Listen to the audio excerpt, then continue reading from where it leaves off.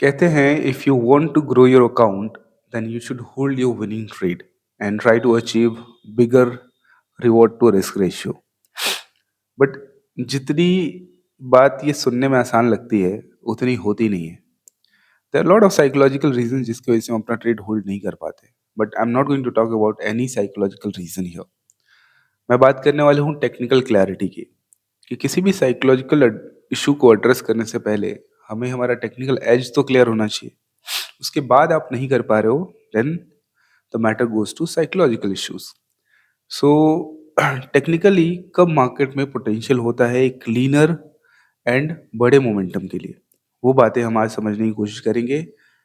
Recently जो price behaviour हुआ उसको डिकोड करेंगे और कुछ और एग्जांपल्स एनालाइज करेंगे कि कहाँ पे मार्केट में बड़े पोटेंशियल की पॉसिबिलिटी होती है और कहाँ पे मार्केट में पोटेंशियल थोड़ा लिमिटेड होता है या फिर पॉसिबिलिटी थोड़ी सी गलत हो जाती है।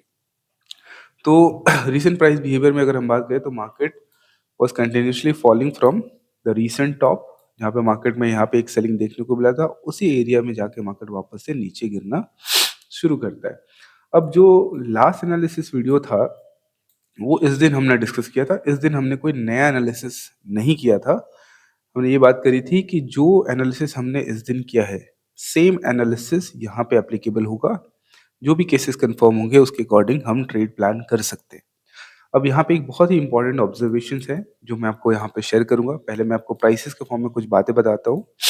आपने सबने एलिट वेव थियोरी के बारे में थोड़ा बहुत पढ़ा ही होगा अगर आप काफी टाइम से मार्केट में पार्टिसिपेट कर रहे हैं। नाउ कोई भी कंसेप्ट हम जब पढ़ते हैं समझते हैं थियोरेटिकली, उसके इम्प्लीमेंटेशन में बहुत सारे इश्यूज आते हैं। उसके यूज केस के बहुत सारे सिनेरियोज होते हैं, उन सारे सिनेरियोज को समझना जरूरी होता है। और उन सिनेरियोज को समझने की कोशिश मैं जिस तरीके से करता हूँ, आई थिंक अभी तक आपको समझ में आ गया होगा कि मैं बहुत सारे पास के एग्जांपल्स को साइड बाय साइड कंपेयर करके छोटी छोटी डिफरेंशिएटिंग फैक्टर्स को एनालाइज करता हूँ और उनमें से कौन से मोस्ट कॉमन बिहेवियर है, मोस्ट कॉमन फैक्टर्स है जिसको मैं कंसिडर करके अपना एज और रिफाइन कर सकता हूँ। This is how I have learn so far, this is how I learn generally. तो ये मेथड आप अपना सकते हो। थोड़ा हेक्टिक है, थोड़ा मेहनत ज़्यादा है, बट अगर आप अपने रिसर्च के थ्रू जब कुछ कोई चीज़ कंक्लूड करते हो तो वहाँ पे कॉन्फिडेंस भी आपको ज़्यादा होता है। इसलिए ये इस मेहनत से ना बचें, जितना हो सके चार्ट पे टाइम स्पेंड करें, सीरियसली उस पर फोकस होके अपने एज को रिफाइन करें। This is what I wanted to share. So एक जो एलियट वेव का फॉर्मेशन का कंसेप्ट है वो मैं आपको बताया था, उसका एक यूज केस हम यहाँ पे बेसिकली इम्प्लीमेंट करने वाले हैं। तो यहाँ पे जब भी मार्केट का ट्रेंड मान लो डाउन साइड है, market is proceeding on to the down side, generally हम क्या कहते हैं कि एक जो इम्पल्सिव वेव होता है which generally goes for 3 moves on to the down side, बीच में छोटे से 2 रिट्रेसमेंट्स आते हैं, राइट।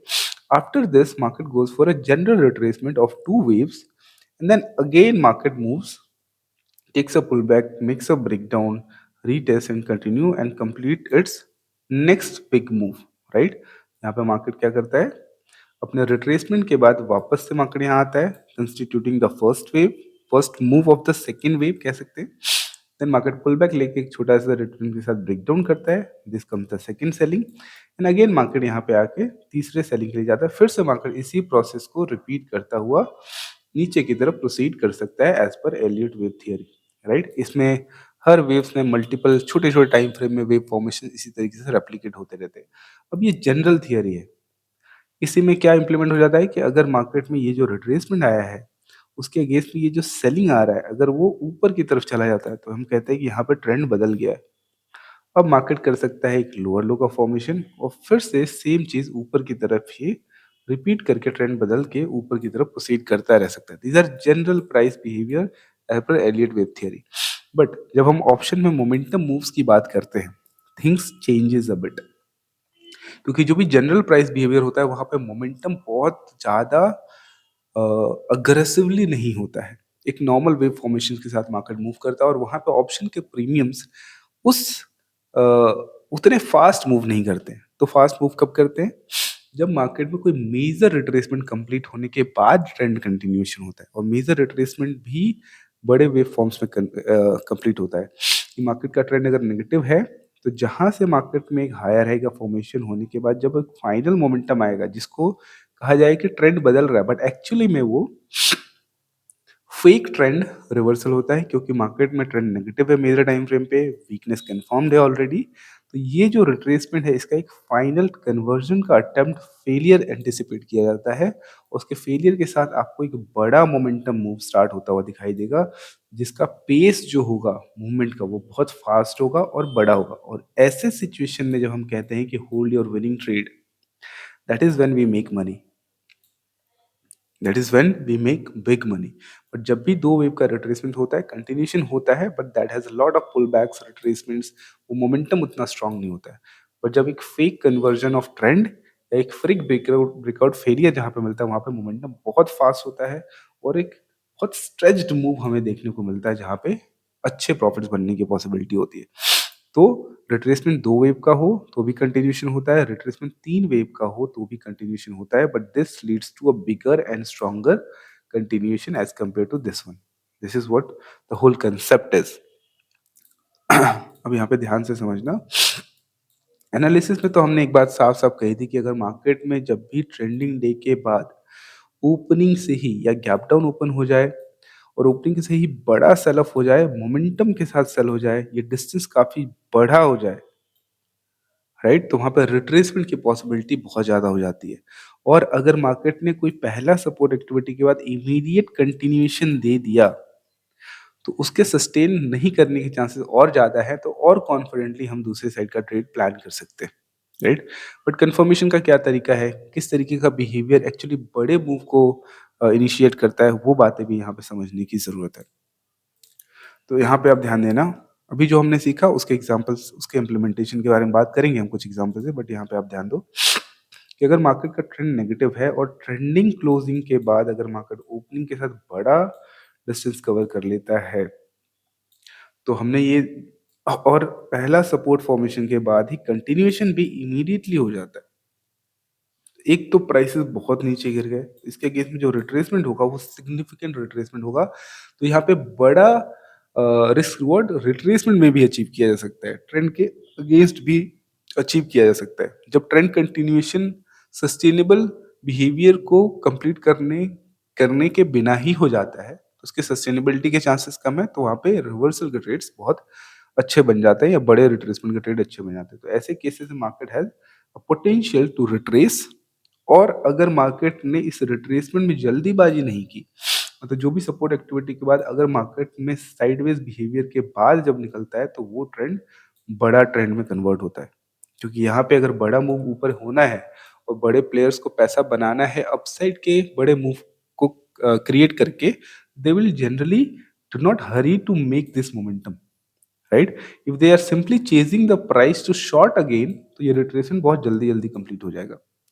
बट अगर मार्केट में बहुत बड़े मोमेंटम की तैयारी है, तो मार्केट में जो भी सपोर्ट एक्टिविटी होगा उसके बाद मार्केट थोड़ा होल्ड करके निकलता है और बड़े मोमेंटम को क्रिएट करता है। इसका इसकी समझ आपको तुरंत आ जाएगी। इस एग्जांपल को ध्यान से देखना आप, कि यहाँ पे जो पहला सेलिंग के बाद जो कंटिन्यूएशन हुआ है, that is very immediate, has given a breakdown on a close basis, failed the breakdown, right. अब जब भी गिरते हुए मार्केट में कोई भी ब्रेकडाउन फेलियर होता है और कंटिन्यूशन के पहले मार्केट में लोअर हाइज मिलता है, देन ब्रेकआउट होता है, that is a high momentum trade possibility, और कह सकते हो हमें पोटेंशियल बहुत ज्यादा होता है। और ऐसे केस में अब आप नोटिस करोगे, तो जो भी ये रिट्रेसमेंट कंप्लीट अगर होना भी है, तो इसमें मिनिमम 3 वेव्स कंप्लीट होने पड़ेंगे, क्योंकि सेलिंग बहुत हुई है, मेजर रिट्रेसमेंट के चांसेस ज्यादा है एज कम्पेयर टू छोटे रिट्रेसमेंट के। तो यहाँ पे देखेंगे तो इमीडिएट कंटिन्यूएशन में पहला मूव होता है, मार्केट में एक लोअर हाई बनता है, ब्रेकआउट के साथ दूसरा मूव होता है, फिर से मार्केट रेजिस्टेंस क्रिएट करता है और इसका कंटिन्यूएशन एक्सपेक्टेड है, तो मार्केट में एक तीसरा मूव भी मिलता है। And now this is a finishing move. It is a whole different kind of behaviour, जिसको आप इजीली समझ सकते हैं। मैं फिर कभी इसके ऊपर एक अलग से सेपरेट वीडियो बनाऊंगा कि why this was a high probability trade, it was a very easy trade in the market. But इसको समझने के लिए एक डिफरेंट कंसेप्ट को समझना पड़ेगा, जिसको मैं बाद में बताऊंगा। अब हम एग्जांपल्स कंपेयर करेंगे सिमिलर सिनेरियोज के, और देखेंगे कब मार्केट में बड़ा मूव हुआ है, कब मार्केट में बड़ा रिट्रेसमेंट हुआ है, कब मार्केट में 2 वेव रिट्रेसमेंट हुआ है, कब मार्केट में 3 वेव रिट्रेसमेंट हुआ है, और हर तीसरे वेव के रिट्रेसमेंट के कंप्लीट होने के बाद मार्केट में कैसा बिहेवियर हुआ है। उसके बाद हम थोड़ा सा एनालिसिस करेंगे टुवर्ड्स द एंड। सो पहला एग्जांपल हम यहाँ पे देखते हैं। कुछ दिन पहले का ही एग्जांपल है, दिस इज 28th ऑफ अगस्त 2025। यहाँ पे देखेंगे तो मार्केट में हायर लेवल पे डिस्ट्रीब्यूशन के बाद मार्केट में जब सेलिंग आया है तो एक रिट्रेसमेंट के बाद वापस से डाउन साइड का कंटिन्यूएशन देखने को मिला है। तो मार्केट में क्लोजिंग कैसी हुई है? कंटिन्यूएशन के साथ क्लोजिंग है। तो this was a trending day क्योंकि ट्रेंड कंटिन्यूएशन हुआ है। अगले दिन ओपनिंग के साथ ही मार्केट में एक बड़ा मोमेंटम डाउन साइड ही होता है। This again can attract retracement, right? अब यहाँ पे ध्यान दो आप, इस बड़े मूव के बाद जो मार्केट में पहला सपोर्ट एक्टिविटी हुआ उसका इमीडिएट ब्रेकडाउन हुआ है और ये ब्रेकडाउन फेल हो गया है, राइट? अब देखो, ये जो सपोर्ट एक्टिविटी है ना, this is a direct support activity. ऐसा नहीं हुआ कि मार्केट एक मोमेंटम मूव आया और मोमेंटम सेलिंग के बाद मार्केट लोअर हाइज बना के ऊपर की तरफ निकल रहा है, नहीं। बट ठीक है, this is a support that happened. बाद में मार्केट में एक बड़ा सेल ऑफ आया है। इस सेल ऑफ के बाद अगर मार्केट ने थोड़ा सा टाइम बिता लिया होता और फिर निकलता तो फिर ये भी बहुत बड़े मूव में कन्वर्ट होता। जबकि यहाँ पे क्या हुआ है, यहाँ पे सिंपल एक दो वेव का रिट्रेसमेंट कंप्लीट करके मार्केट नीचे कंटिन्यू कर गया है। Now if the retracement is completed only in two wave formation, यहाँ पे एक पहला मोमेंटम है, एक दूसरा मोमेंटम है। और ये मोमेंटम क्यों बड़े मोमेंटम में कन्वर्ट नहीं हो पाया? बिकॉज जब भी मार्केट में रिवर्सल का ट्रेड ले रहे हैं, इसका इम्पैक्ट आना जरूरी है क्योंकि सेंटिमेंट नेगेटिव है मार्केट का, ट्रेंड नेगेटिव है मार्केट का। जब इसका इम्पैक्ट आएगा इस सपोर्ट के अगेंस्ट में तो वो तुरंत बाहर ऊपर चला जाएगा। वहां पे पोटेंशियल कम हो जाता है, वहां पे बिल्डअप ही नहीं होता है कि ब्रेकआउट बहुत बड़ा हो। इसलिए जब भी सपोर्ट फॉर्मेशन होगा उसके अगेंस्ट में जो भी इम्पैक्ट सेलिंग आएगा उसके अगेंस्ट में सपोर्ट बनने के बाद एक कंटिन्यूएशन अटेम्प्ट होना जरूरी है। उसके फेलियर के बाद जब मोमेंटम आता है तो स्ट्रॉन्ग मोमेंटम आता है, क्लीन मोमेंटम आता है और वो जनरली 3 वेव में कन्वर्ट होता है, उसके बाद ही सेलिंग आता है। बट अगर मार्केट में सेलिंग के बाद इस रेजिस्टेंस के ब्रेक से पहले मार्केट ने थोड़ा बहुत कंसोलिडेट नहीं किया तो इसका पोटेंशियल जनरली कम होता है और eventually this goes in this phase. और यहाँ पे 3 वेव क्योंकि कंप्लीट नहीं हुआ इसलिए जो सेलिंग भी है वो हाई मोमेंटम सेलिंग में नहीं कन्वर्ट हो पाया। अगला एग्जांपल देखेंगे, यहाँ पे भी देखेंगे तो इससे पहले मार्केट में सेलिंग मोमेंटम था, मार्केट डाउन साइड कंटिन्यू कर रहा था और एक ट्रेंडिंग क्लोजिंग हमें यहाँ पे देखने को मिला। अगले दिन मार्केट ओपनिंग के साथ नीचे की तरफ प्रोसीड करता है। नाउ यहाँ पे जो मोमेंटम है बहुत बड़ा नहीं है, ठीक है? बड़ा मोमेंटम होता है तो पोटेंशियल बड़ा होता है, जब मोमेंटम ही छोटा है तो पोटेंशियल कंपैरेटिवली छोटा होगा। बट फिर भी यहाँ पे मार्केट में एक सेलिंग मूव के बाद जो पहला सपोर्ट एक्टिविटी हुआ है उसका इमीडिएट कंटिन्यूएशन हुआ है और उसके अगेंस्ट में एक बाइंग एक्टिविटी यहाँ पे देखने को मिला है। अब जब इस सेलिंग सेंटीमेंट का इम्पैक्ट आया, इम्पैक्ट कैसे पता चला कि आ गया है? क्योंकि बड़े कैंडल्स बने हैं और back to back selling candles बने हैं। That is when we say कि सेंटीमेंट मार्केट में retracement is a high probability case here. But इस रिट्रेसमेंट में जो पहला सपोर्ट एक्टिविटी होता है उसके केस में सेलिंग इम्पैक्ट भी आता है। उसके बाद हम जनरली ट्रेड करने के बारे में सोचते हैं, राइट? तो जो पहला सपोर्ट एक्टिविटी हो गया है उसमें सेलिंग इम्पैक्ट आ गया है। आपने लोअर एरियाज को के बिहेवियर को, जैसे यहाँ पे इस एरिया के बिहेवियर को आप एंट्री प्लान करते हो या फिर यहाँ पे आप इस बिहेवियर को देख के जब मार्केट रुक के कंटिन्यू करता है यहाँ से ऊपर जाने लगता है प्लान करते हो एंट्री। ठीक है, ये डायरेक्टली जा सकता था, अगर ये डायरेक्टली जाता तो पोटेंशियल कम हो जाता। तो यहाँ पे क्या हुआ, मार्केट में एक फॉल आया और इमीडिएटली मार्केट ऊपर अगेन क्या हुआ है, मार्केट में कोई भी लोअर हाई का क्रिएशन यहाँ पे नहीं हुआ है। मार्केट में जब ये सेलिंग आया है और जो सपोर्ट एक्टिविटी का बाइंग आया है, आप back to back positive candle के साथ बाइंग देखेंगे। जो सपोर्ट फॉर्मेशन है उसके बाद किसी भी कैंडल का लो भी ब्रेक नहीं हुआ है, ना ही कोई नेगेटिव कैंडल बनता हुआ दिखाई दे रहा है। सो इस सेलिंग के इम्पैक्ट का इमीडिएट कंटिन्यूएशन जब होता है तो पोटेंशियल कॉम्प्रोमाइज्ड होता है, राइट? पोटेंशियल कॉम्प्रोमाइज्ड हो जाता है। ऐसे केसेस में मार्केट इसके बाद ही सेलिंग साइड जा सकता है, but that momentum again will not be very defined, definite. वहां पे भी हम डाउन साइड का पोटेंशियल भी बहुत ज्यादा एक्सपेक्ट नहीं कर सकते क्योंकि यहाँ पे देखोगे आप डायरेक्ट मोमेंटम का जब सेलिंग साइड मार्केट मूव कर रहा है, by the time you will get some kind of confirmation, momentum ज्यादा बचता नहीं है और अगर आप इसमें पार्टिसिपेट भी करोगे तो ये मूव आपको उड़ा देगा।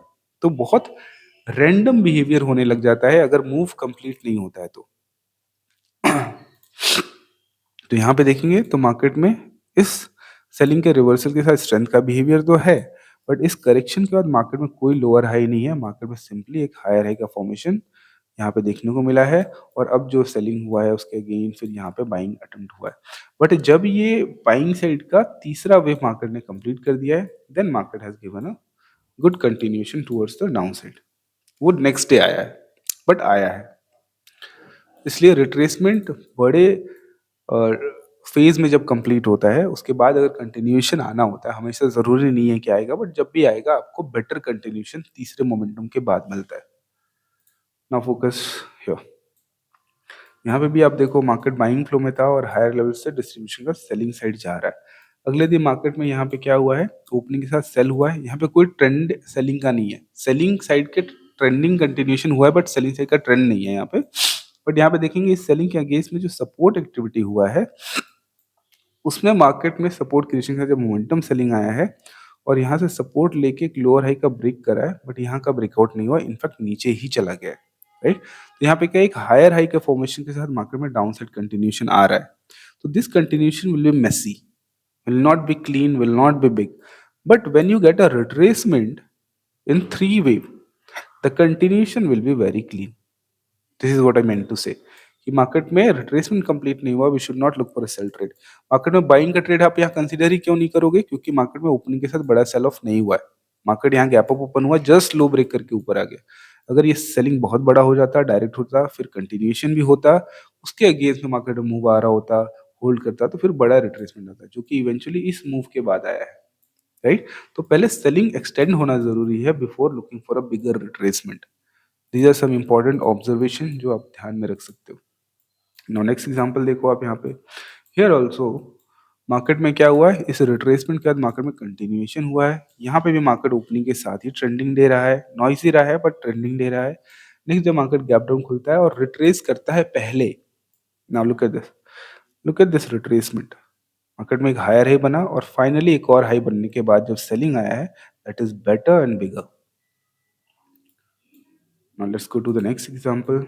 यहाँ पे देखेंगे here also market was moving towards the downside, high level distribution है, गिरना शुरू हुआ है। यहाँ पे एक ट्रेंडिंग सेलिंग डे देखने को मिला है, इसके अगेंस्ट से मार्केट गैप डाउन खुल के नीचे की तरफ प्रोसीड किया। हालांकि मोमेंटम बहुत बड़ा नहीं हुआ है, बट यहाँ पे ऑलरेडी बहुत बड़ा trending day after gap down आ चुका है।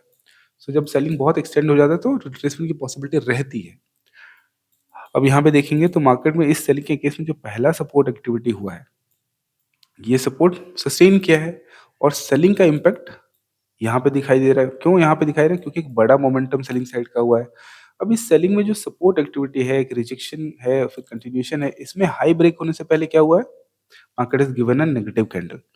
तो जब भी मार्केट में स्ट्रेंथ का बिहेवियर आने के बाद सेलिंग आता है, इसका direct back to back positive candles में कंटिन्यूएशन होता है, तो that that rest of the day can turn into very messy. Right, but अगर मार्केट में पहला सपोर्ट एक्टिविटी के बाद मार्केट रुक के कंटिन्यू करता है, chances are very high it will give you a cleaner move onto the buying side। और फाइनली जब मार्केट में ये बाइंग होता है, फिर ये बाइंग होता है और फिर ये बाइंग होता है, उसके बाद सेलिंग भी आपका क्लीन एंड क्लियर होता है। बट ये सेलिंग आज ही आएगा, नेक्स्ट डे आ जाएगा, जरूरी नहीं है। जब भी आएगा क्लीन आएगा, बेटर आएगा। क्योंकि एक केस में ऐसा भी दिखा देता हूँ आपको जिसमें सेलिंग नेक्स्ट डे आया है, I think somewhere around here.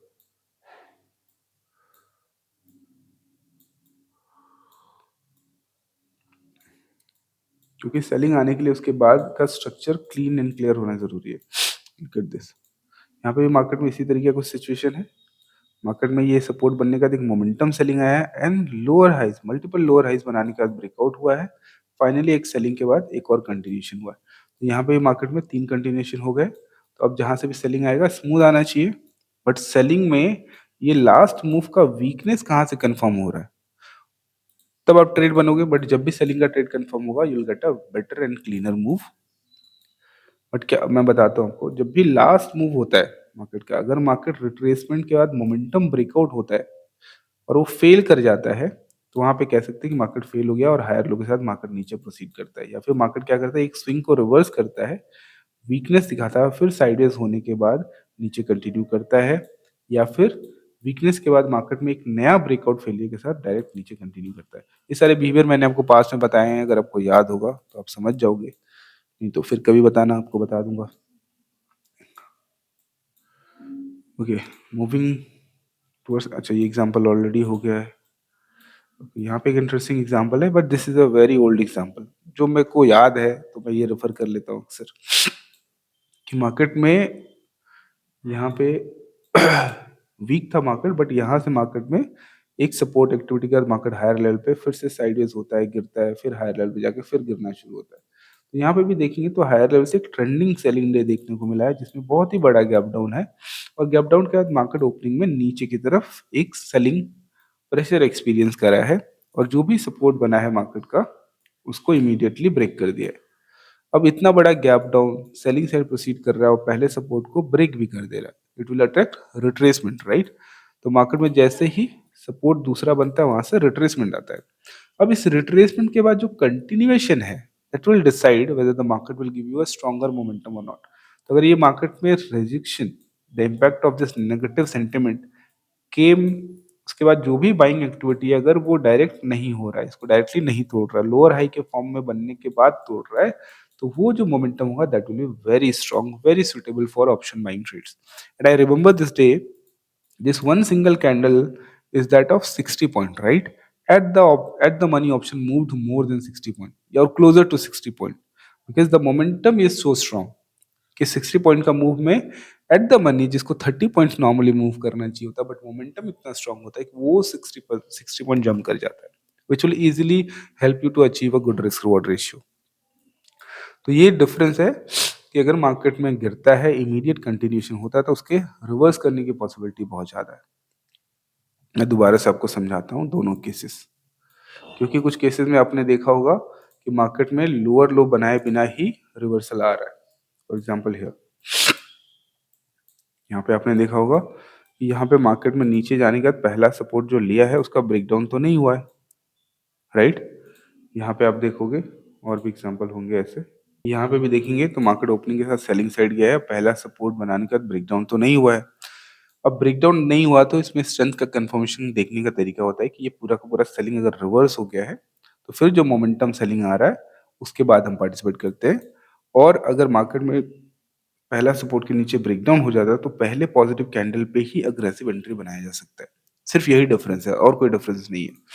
Important है कि पहले सपोर्ट बनने के बाद मोमेंटम सेलिंग का जहां से आता है उसके बाद कंटिन्यूशन की पॉसिबिलिटी एक्सप्लोर करी जाती है। अगर मोमेंटम कंटिन्यूशन अग्रेसिव सेलिंग नहीं आया है तब तक हमारा ट्रेड बना ही नहीं है, राइट।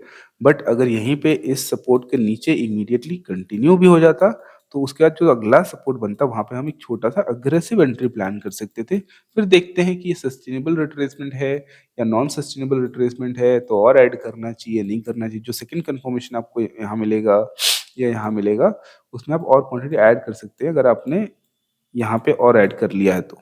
जैसे इस एग्जांपल में, सॉरी इस एग्जांपल में कहाँ गया भाई एग्जांपल, इस एग्जांपल में मान लो कि मार्केट में इमीडिएट कंटिन्यूएशन हुआ है तो जो भी पहला पॉजिटिव कैंडल आया हमने यहाँ पे ऐड कर लिया, ठीक है, एक बड़ा मोमेंटम आया। अब इसके बाद ये सेलिंग आएगा, इस सेलिंग के बाद कंटिन्यूएशन भी होगा।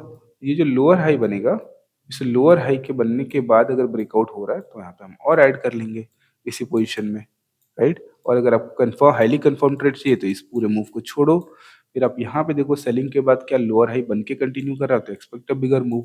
अगर लोअर हाई बन के नहीं ब्रेक हो रहा, डायरेक्ट ब्रेकआउट होते चला जा रहा है तो पॉसिबिलिटी इज वेरी हाई कि it will not go for third move, instead it may reverse the move और the move will be very messy. या तो आप इस दिन को पूरा छोड़ो, तीसरा मूव भी अगर कंप्लीट होता है तो आप रिवर्सल का कोई ट्रेड सेम डे या नेक्स्ट डे प्लान कर सकते हो, वो ज्यादा स्मूथ ट्रेड होगा। So so in order to conclude the video, हमने जो चीज़ें सीखी आज के दिन में, एक तो ये कि मार्केट में जो बड़ा ट्रेंड कंटिन्यूशन होता है वो एक मेजर रिट्रेसमेंट के कंप्लीट होने के बाद होता है और स्ट्रॉन्गर होता है, क्योंकि यहाँ पे इस रिट्रेसमेंट के हिसाब से आपका नया ट्रेंड बनना शुरू हो जाता है कंटिन्यूशन में। दूसरा हमने सीखा कि अगर एक सेलिंग को मार्केट में डायरेक्टली रिवर्स करता है तो that will be sign of strength, but अगर अग्रेसिव सेलिंग आता है और एक लोअर हाई बनता है तो वहां पे हम दूसरा वेव ट्रेड कर सकते हैं और तीसरा वेव एक्सपेक्ट कर सकते हैं, राइट। उसके अलावा अगर मार्केट में डायरेक्ट कंटिन्यूएशन होता है बड़े सेलिंग के बाद, तो हम डायरेक्ट दूसरा सपोर्ट बनने पे डायरेक्ट एंट्री कर सकते हैं और फिर कंटिन्यूएशन में ऐड कर सकते हैं अगर लोअर हाई के बाद कंटिन्यू हो रहा है तो, क्योंकि फिर हम तीसरा भी और बड़ा मूव एक्सपेक्ट करेंगे। और अगर मार्केट में डायरेक्ट कंटिन्यू हो रहा है तो आप इसी पोजीशन को हायर लेवल पे एग्जिट करने का प्लान कर सकते हो, क्योंकि इसके बाद मार्केट में मोमेंटम थोड़ा सा नॉइजी हो सकता है। पता नहीं तीसरा मूव आएगा कि नहीं आएगा, या फिर यहीं से कंटिन्यूएशन होगा, और यहीं से कंटिन्यूएशन होगा तो वो मूव कैसा हो सकता है, थोड़ा सा लो मोमेंटम वाला मूव हो सकता है। तो ये सारे ऑब्जर्वेशंस थे। जब हम साइड बाय साइड ऐसे एग्जांपल्स को कंपेयर करते हैं तो बहुत ही छोटे छोटे डिटेल्स हमें मिलते हैं। और जब ये सारे डिटेल्स आपको इस बात का कंफर्मेशन दे रहे हैं कि मार्केट में बड़ा मूव होने वाला है, मान लो आपने यहाँ पे ऐड कर लिया क्योंकि आपको दिखा कि मार्केट में बड़ा सेलिंग हो चुका है, बड़ा कंटिन्यूएशन हुआ है, सपोर्ट फॉर्मेशन का इमीडिएट मार्केट कंटिन्यू कर रहा है और नेक्स्ट सपोर्ट बना रहा है, आप यहाँ पे ऐड कर लो थोड़ा सा मार्जिन ऑफ सेफ्टी रख के स्टॉप लॉस में। मार्केट मोमेंटम सेलिंग आ गया है, लो ब्रेक नहीं हुआ है, वापस बाइंग आ रहा है, एक लोअर हाई बना के मार्केट ब्रेकआउट कर रहा है, you can add more position and expect the third move at least. इसको अगर आप नहीं भी एक्सपेक्ट करोगे तो इसका ब्रेकआउट तो एक्सपेक्ट करोगे, and then you can start trailing और बुक योर प्रॉफिट। तो ये जब सारे सिचुएशन कंफर्म होते हैं, that is when you get the confidence to hold a trade for bigger risk reward. कब नहीं होल्ड करना है उस बात की क्लैरिटी भी होनी चाहिए, क्योंकि ये सारी गलतियां कर करके मैंने कंक्लूड किया हुआ है। पहले क्या होता था कि अच्छा ठीक है मार्केट बहुत गिर चुका है, इतना पता है कि मार्केट और गिरेगा और इमीडिएटली और कंटिन्यू करेगा तो मार्केट बाउंस कर जाएगा। बट कितना बाउंस करेगा, उसके बीच का बिहेवियर कैसा है कि मुझे और बड़े टारगेट एक्सपेक्ट करने चाहिए, क्या बीच का बिहेवियर ऐसा है कि इस कंटिन्यूएशन में ही निकलना चाहिए, या ऐसा बिहेवियर है जो बड़े टारगेट दे सकता है। तो it is easy to say कि भाई बड़े रिस्क रिवॉर्ड के लिए बैठो, but you need to have a proper validation on the chart कि मार्केट में बड़े रिवॉर्ड का पोटेंशियल है, कंफर्मेशन है। नहीं है तो it will be better to take a smaller profit as compare to holding your trade unnecessarily, because ये सारी गलतियां मैंने की हैं और बहुत बार की हैं। बट यही होता है कि जब हम खुद से मेहनत करके सीखने की कोशिश कर रहे होते हैं तो this is how we learn, making lot of mistake, right. I would not say कि this is the best way to learn, but आप this is the only way if you want to learn on your own. और बाकी कोई अगर आपको कोई भी हाथ पकड़ के ऐसे सिखाता नहीं है मार्केट में इतनी छोटी छोटी सी चीजें, इसलिए आपको ये मेहनत करना ही पड़ेगा। There is no shortcut to it, कोई बता नहीं सकता, कोई बता भी देगा तो आपको उस पर कॉन्फिडेंस नहीं आएगा। तो ऑल द बेस्ट, मेहनत करते रहिए आप, अपने एज को बेटर करते रहिए, मैं भी यही कोशिश कर रहा हूँ। और अब ये बातें मैं कह रहा हूँ तो आपको लग रहा होगा मैं कोर्स बेचने वाला हूँ, नहीं। सेकेंड बैच हमने ड्रॉप कर दिया because I got only 5 to 6 responses. मैं आपको मेल भी चेक करा देता हूँ, एंड कुछ लोगों ने थोड़े नेगेटिव कमेंट भी करे थे, सो आई वाज थिंकिंग कि may be this is not the right time, so I am dropping the batch. मैंने जिन लोगों ने भी मुझे मेल किया मैंने उनको वापस मेल रिवर्ट कर दिया है, that because not enough people has responded. So हम इतने छोटे लोग छोटे बैच तो देखो नहीं स्टार्ट कर सकते हैं। 1 2 3 4 5 6 approx one, no this is a collaboration proposal. 1 2 3 4 5 5 लोगों ने रिस्पॉन्ड करा है, that's why I can not start such small batch and I am really sorry to those, and I know what is the reason why people are not interested, because I am not able to show you a good track record of profit. But don't worry, soon I am planning something really good for myself, और सब कुछ सही रहा तो maybe in next 3 months you will be more convinced to join my courses and will get going from there. वहाँ से हम एक नया जर्नी स्टार्ट करेंगे। तब तक के लिए मैं कोशिश करूंगा आपको इस छोटे छोटे बिहेवियर से रूबरू करवाता रहूं, और आप भी अपनी मेहनत में कमी मत छोड़ो, खूब मेहनत करो, खूब कोशिश करो छोटी छोटी चीज़ों को समझने के लिए। Obviously discipline is the most important thing, but technical clarity is also equally important. You need to have a defined edge in the market. आपका एज क्या है वो आप ही फाइंड आउट कर सकते हो, उसके लिए थोड़ा मेहनत करना पड़ेगा। So all the best, I see you in the next video, bye bye.